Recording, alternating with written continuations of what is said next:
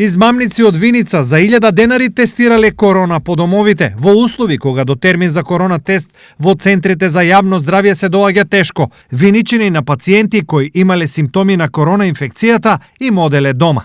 Лажните тестови им ги давале пошто суспектните се тестирале сами, земајќи си брисеви или капка крв, како за контрола на шекер во крвта. Резултатот се покажувал на самата лента за тест со 1 или 2 цртки, слично на тестовите за бременост.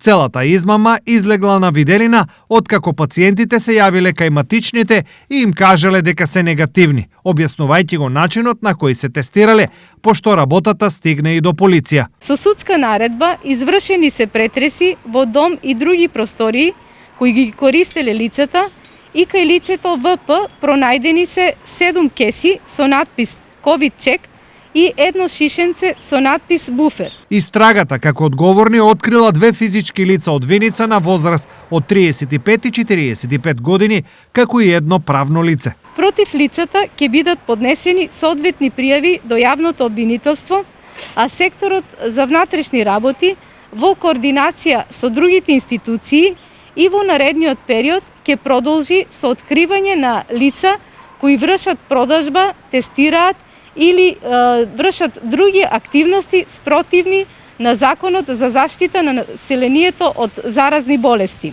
Истрагата треба да утврди дали и колку вакви измами се правени и во други општини од регионот.